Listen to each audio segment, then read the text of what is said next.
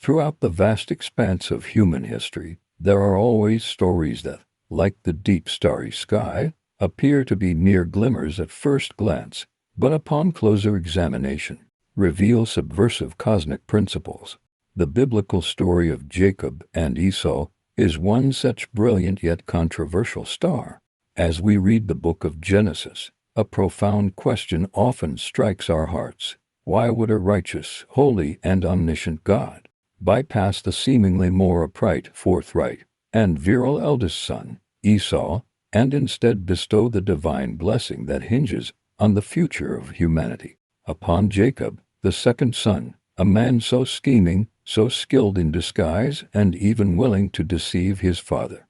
This seems to completely contradict the moral code of honesty we were taught from childhood. Could God favor someone so full of lies? Could his criteria for selection contradict our human values?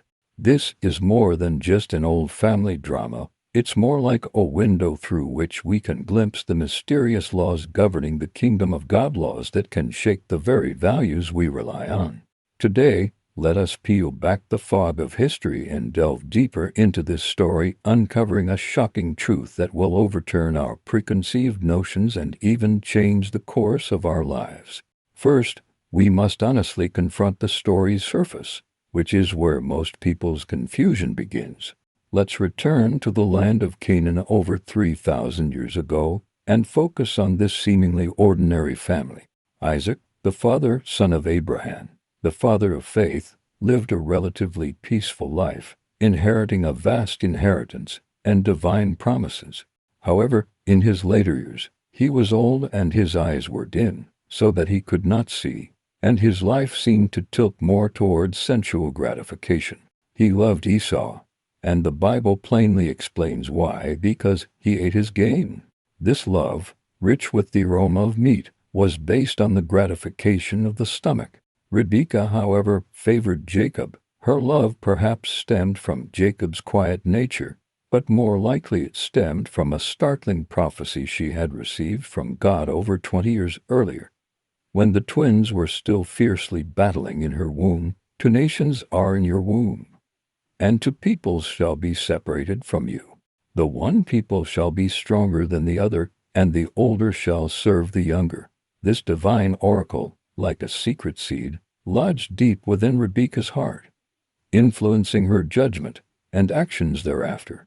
Looking at the 2 brothers again, they seemed like beings from 2 different worlds. Esau, from the moment of his birth, was imbued with a primal vitality. His body was red and hairy all over, like a coat of skin. He was a man of the wilderness, his face frosted by the wind and sand, his mark branded by the sun. He was a skilled hunter, his bow and arrow an extension of his arm.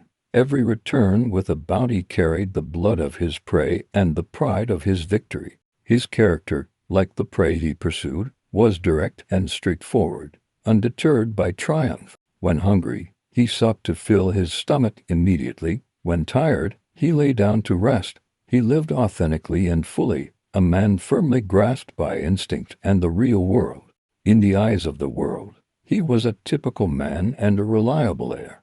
In contrast, Jacob seemed out of place. His name, Jacob, means to seize, foreshadowing a life filled with calculation and grasping. He was a quiet man, dwelling in tents. Unlike his brother, he lived in the shade of the tent. His skin was smooth and his mind was meticulous. While his brother was chasing wild animals, he might be observing the reproductive patterns of the flock. While his brother was feasting, he might be pondering the future of his family. His world was more composed of thoughts, plans, and long-term aspiration. From a worldly perspective, Esau was as upright as a rock, while Jacob was like a stream flowing in the dark, deep and elusive. The first conflict in the story erupted in that fatal bowl of red bean soup. Imagine the scene. The setting sun paints the wilderness a golden crimson. Esau returns exhausted from the fields, his throat smoking, his stomach empty. He smells the rich aroma of red bean soup wafting from the tent. Jacob is simmering it, agate and alluring. Esau's reaction is perfectly natural. He practically roars, I am exhausted. Please give me this red soup. His entire world, compressed by hunger, is condensed into a bowl of soup. Jacob's response, like a cold scalpel, precisely dissects the core of the transaction. Sell me your birthright today. Sounding today, these words sound cold and inhumane, a classic example of taking advantage of someone's misfortune. However, Esau's response truly reveals the true nature of the problem. I am about to die, so what good will this birthright do me? He then swore by his food, casually discarding his innate dignity, as if it were a useless old garment for a bowl of soup. We often focus on accusing Jacob of cunning, but often overlook the chilling value behind Esau's words. What exactly is the birthright here? It means far more than just a larger share of the inheritance or the right to sit at the head of the family at family gatherings. In that sacred genealogy, birthright is a golden chain connecting past, present, and future. It represents spiritual leadership of the family, the role of family priest, leading the household in worship. More crucially, it carries the covenant God made with Abraham and Isaac, which determines the fate of all mankind. God had promised to Abraham, "In your offspring all the nations of the earth shall be blessed." This offspring was the future Messiah, humanity's Redeemer. Birthright was the qualification to inherit this sacred bloodline. As the eldest son, Esau was a natural part of this grand redemptive plan. Yet, in his eyes, this status, linked to eternity, divine mission, and the well-being of all nations, was worth less than a bowl of red bean soup that temporarily relieved his hunger. What he despised was not possessions, but God's promise. What he disdained was not status, but God's glorious plan for his life. With one reckless action, he declared to the entire universe that immediate, material, and fleeting physical gratification was far more important and real than invisible, spiritual, and eternal blessings. The Bible later used a harsh word to describe his behavior: worldly.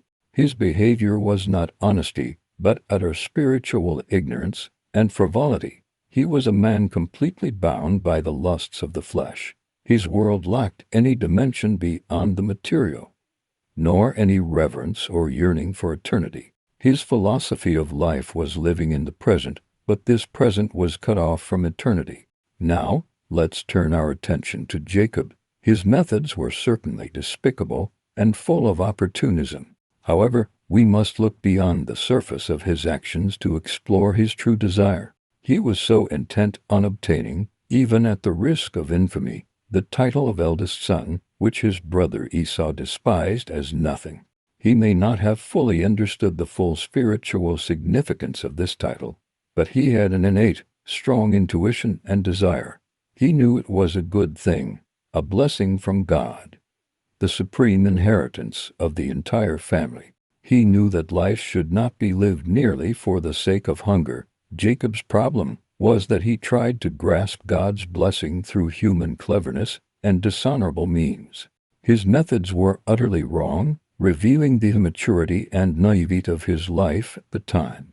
Yet, the direction of his desire coincided with God's will.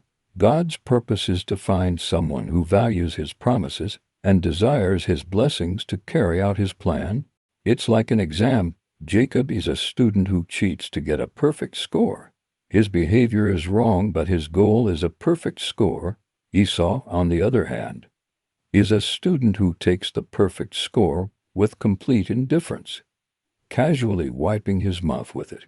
If you were a teacher, you would punish the cheating student, but deep down you know that the student who longs for a perfect score is the one with the potential to be cultivated.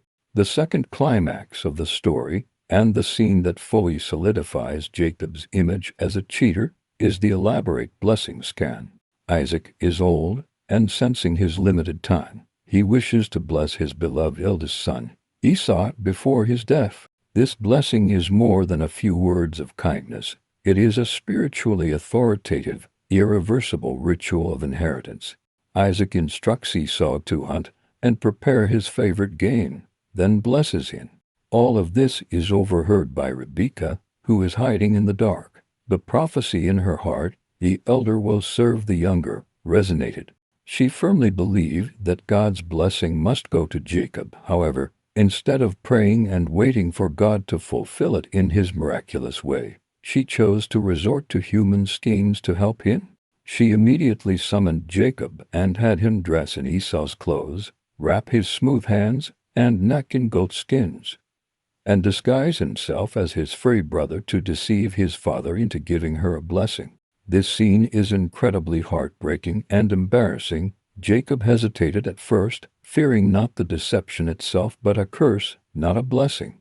But, at his mother's insistence and assurance, he complied. He brought his mother's delicious meal to his father's bedside. What followed was a series of heartbreaking lies. When Isaac wondered, "Son, how did it come so soon?"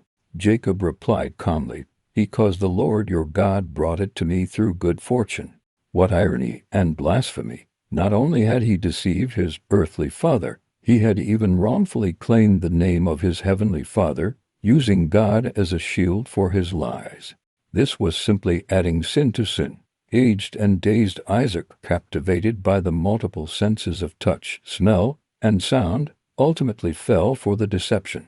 Trembling, he poured out the blessing bearing the Abrahamic covenant on Jacob's head. "May God give you of the dew of heaven, and of the fatness of the earth, and an abundance of grain and new wine. May peoples serve you, and nations bow down before you. May you be lord over your brothers, and may your mother's sons bow down before you.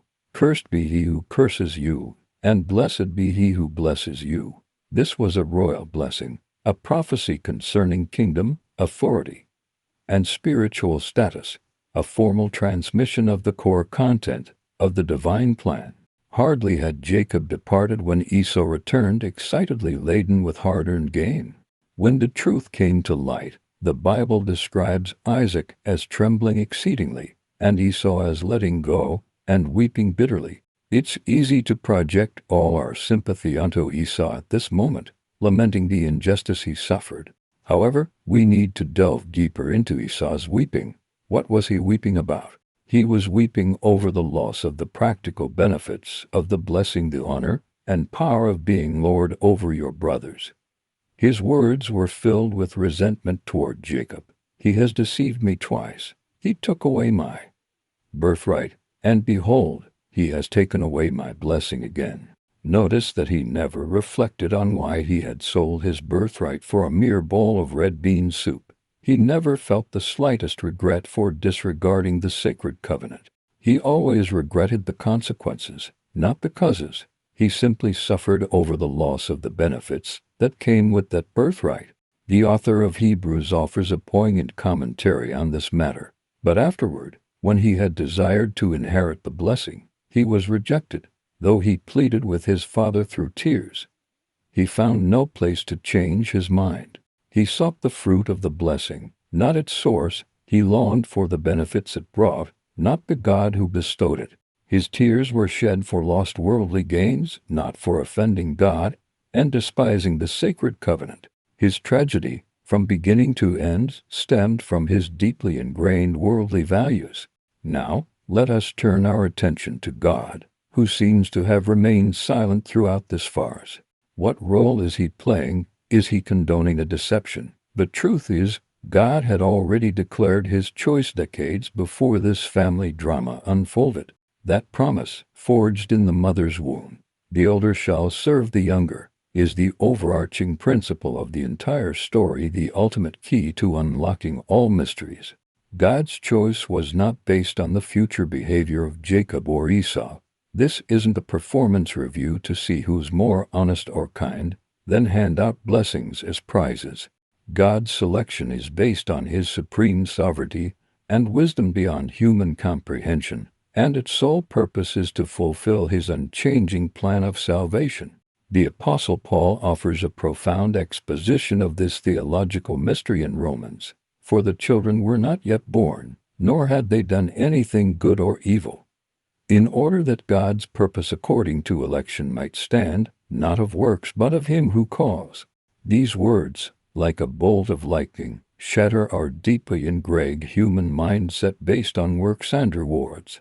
We often assume that we must first become good in order to be loved by God, that we must first do right in order to be blessed.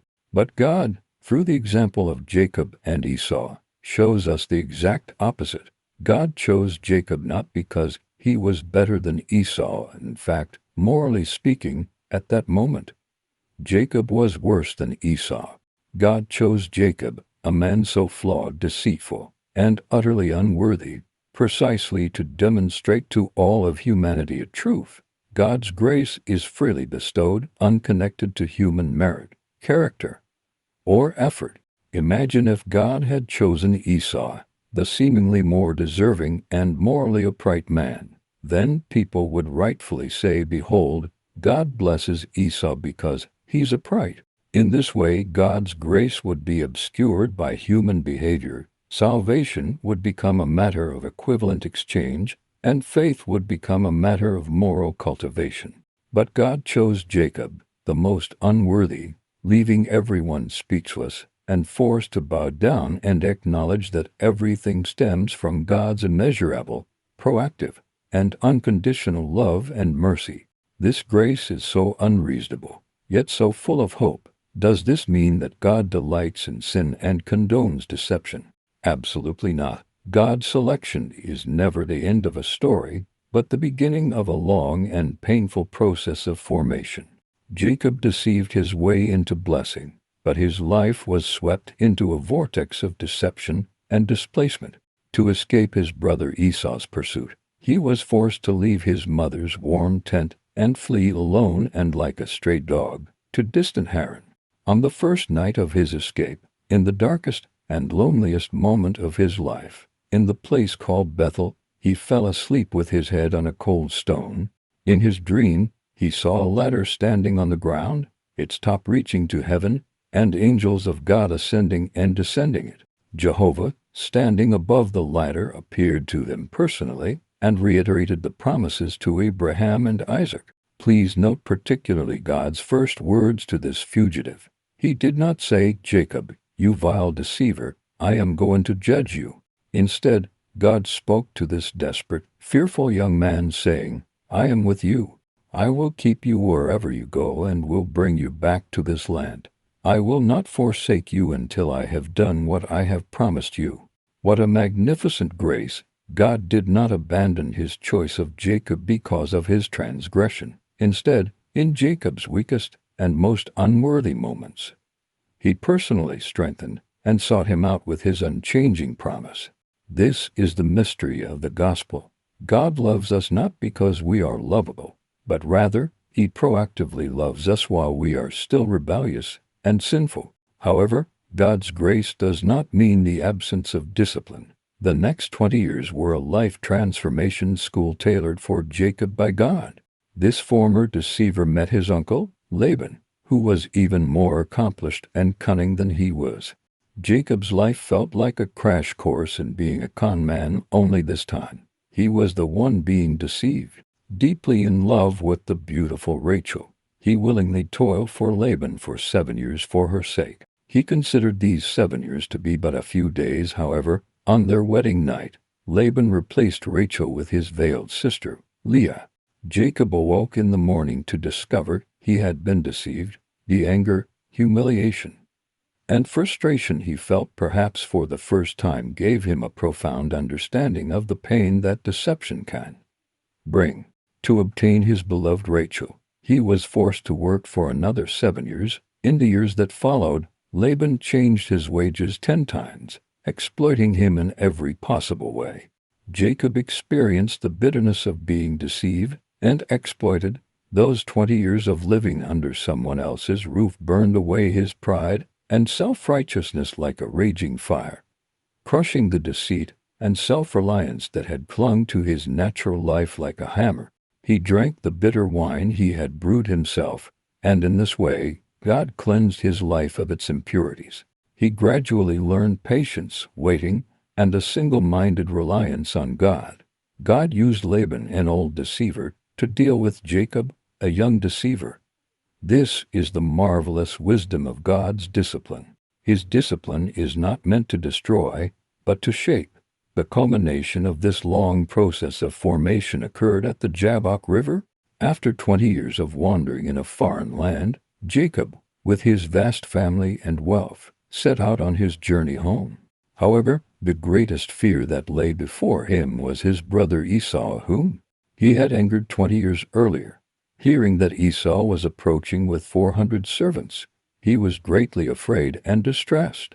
Jacob once again put his calculating mind to work. He divided his family and livestock into 2 groups, meticulously planned gifts for his brother, and employed every possible strategy. Yet, deep within, fear gnawed at him like a venomous snake. On the eve of his reunion with Esau, at that dark river crossing, he sent everyone across the river and remained alone.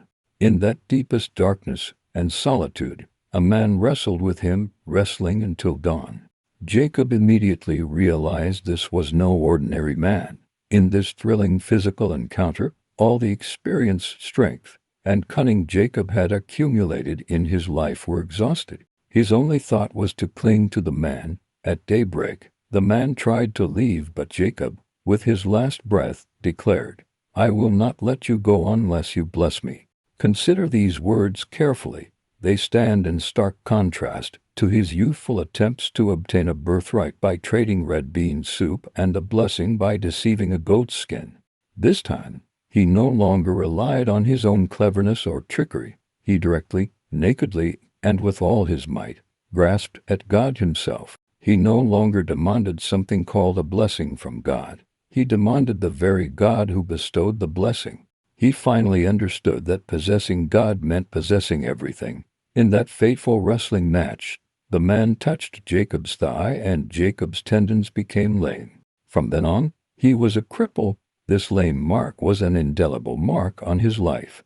It served as a sacred sign, a constant reminder to Jacob, "You are no longer capable." Your natural life, your old self that was adept at running and grasping, had been completely shattered by God. From now on, you can only walk limping, humbly, and step by step, relying on God.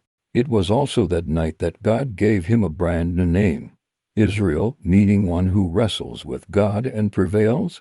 He was no longer the grabber, Jacob, but the Israel who made God victorious. The old self, relying on self-reliance and cunning, died, and a new life, completely dependent on God, was born in the dawning light. The next day, when he limped toward Esau facing the rising sun, he was no longer the scheming Jacob who wanted to be lord over his brothers. He prostrated himself 7 times until he reached his brother, calling Esau my lord. He had truly humbled himself and given up himself, miraculously. Esau's 20-year-long hatred was dissolved by God in that moment. He ran forward, threw his arms around Jacob's neck, and kissed him, and both of them wept. 20 years of resentment vanished in God's grace. Now, let's return to the original question. Why did God choose Jacob over Esau? The truth is now clearly revealed before us, like a complete picture. First, this is not a moral judgment between honesty and deception, but a value choice between valuing and disdaining. Esau despised God's promises. He was an earthly man whose values were carnal, temporary, and visible. His world was filled with the senses and material things. Jacob, on the other hand, although his initial means were extremely dishonorable, had a deep longing for God's blessing. He was a man heading toward heaven, and his values were spiritual, eternal, and related to the divine promises. God values the direction of a person's heart, not the perfection of his outward behavior. A heart, though filthy and broken, that desperately reaches toward and yearns for God has far greater potential for being molded by God than a seemingly upright and respectable heart that remains indifferent to him and closed.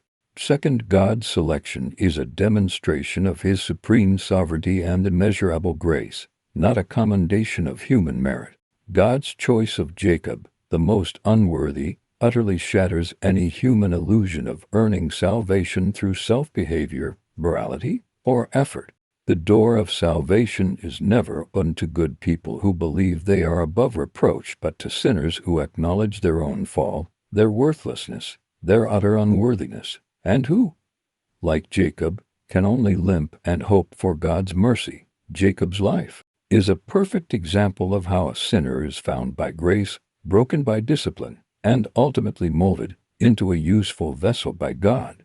Esau, on the other hand, represents those who rely on their own goodness, live by worldly values, and ultimately have no share in God's kingdom. For God never chooses a flawless finished product, but rather a jade in the rough, flawed yet worthy of polish. God didn't choose Jacob because he was already good. He chose him precisely because he wasn't good enough. God determined to work his marvelous power of transformation upon this imperfect stone. Jacob's story tells us that God doesn't care how humble our starting point is. What matters to him is our willingness to place our own stubborn stone in the hands of his great craftsman, allowing him to carve, break, and rebuild. Jacob's life, transformed from a grasping grabber to a lame, humble dependent, is itself the most powerful testimony to the power of God's grace. This groundbreaking truth has profound implications for each of us today. Deep within our humanity dwells both a Jacob and an Esau.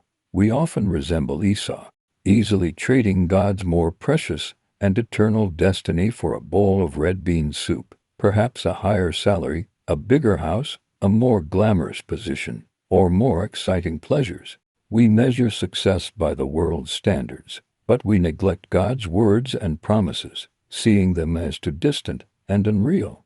At the same time, we often resemble Jacob in the beginning. Although we long for God's blessing, we constantly try to help God with our own cleverness and petty tricks, seeking shortcuts and controlling our own destiny. This only leaves us scarred and homeless in the wilderness of life. The story of Jacob and Esau, like an ancient and shining mirror, reveals the tendencies deep within our souls. Do we choose worldly values or heavenly ones? Do we rely on our own strength or on God's grace? God continues to seek those like Jacob today, those who, despite their weaknesses, and even past deceit, possess a true longing for God and eternity. He seeks not those who are morally perfect, but those who acknowledge their spiritual poverty, not the self-righteous strong, but the weak who acknowledge their own limitations. For only such people will set aside all pride and pretense, cling tightly to God, and utter the most authentic cry of life, "I will not let you go unless you bless me." And only such people can truly experience the transformation from Jacob to Israel. Therefore, God's choice of the liar Jacob over the honest Esau is not a sign of a confusion in God's moral standards, but rather a perfect display of his higher wisdom and deeper grace. This truth tells us that in God's kingdom, what matters most is not how good you are, but how much you need him, not what you have done for him, but whether you are willing to give up yourself and let him do everything for you. You don't need to pretend to be strong. You simply need to come before him in your weakness and brokenness.